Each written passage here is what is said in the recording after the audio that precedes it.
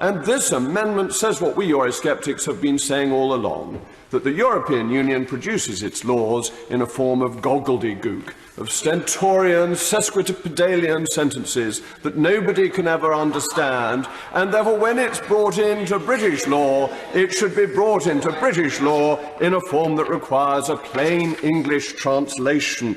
I like reading in the newspapers that I've suddenly become a soft touch. And, frankly, it's true in so many ways. I do whatever my children tell me. That is my... And they're all staunch Eurosceptics, but... But this session has hardly begun. It is in its infancy. It is like Sixtus, my newborn son. It is still in the mewling and puking stage. It has not reached the stage of toddling and walking and taking bold steps. And I'm afraid to say that this... Of course I'll give way to the honourable gentleman. Does he not agree when you raise a child, one must try and instruct that child on good behaviour from the very beginning and not let it misbehave early on? And so therefore our role is surely to make sure the government does not misbehave early on. The honourable gentleman is a harsher authoritarian than I am. I think the strict discipline of a child yet a fortnight old would be unreasonable by any standards, and I hope... Well, I'm just glad I'm not an infant in his household. That's all I can say, Mr. Speaker. What would you and your fellow colleagues do if the Prime Minister went down this route of trying to do some sort of deal with the Labour leadership to get the deal through? Well, first of all, thank you for a question from LBC. If you listen between 6 and 7 on Fridays, you can call in and tell me how marvellous Brexit is. You'll be very welcome. Those kippers, I can assure the honourable lady, were absolutely delicious. They were eaten by my right honourable friend with gusto. Tom break.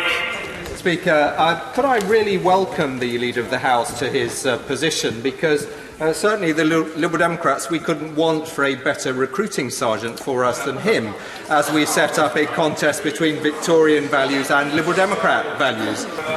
Well, Mr. Speaker, I may be a better recruiting sergeant for the Lib Dems than the honourable gentleman is, but that...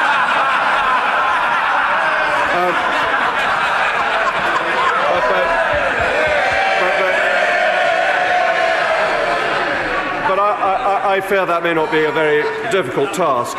Jacob Rees-Mogg. Thank you, Mr. Deputy Speaker. When I was a child, I had a mug on it, which had the wonderful and famous lines, "Let the wealthy and great roll in splendour and state. I envy them not, I declare it. I eat my own lamb, my own chicken and ham. I share my own fleece, and I wear it. I have lawns, I have bowers, I have fruits, I have flowers. The lark is my morning alarmer. So jolly boys now, let God speed the plough, and long life and success to the farmer."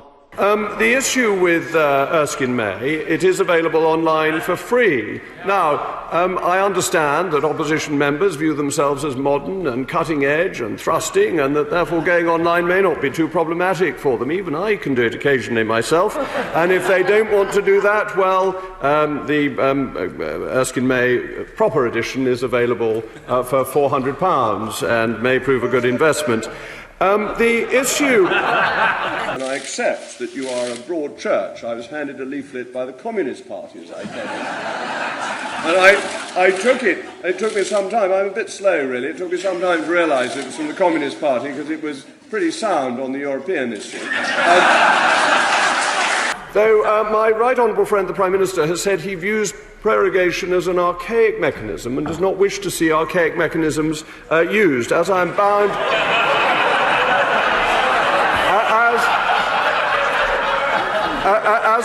As I am now bound by collective responsibility, that is now also my view. The requirement not to be rude about judges only applies to judges in this country. It does not apply to judges in the European Union. So let me, Mr. Deputy Speaker, be rude about them. Let me indulge in the floxy-knocking-nihilopilification of judges of the European Union. Let me quote from the book of Amos about judges of the European Union. For we know their manifold transgressions and their mighty sins. They afflict the just, they take a bribe, they turn aside the poor, and the gate from their right.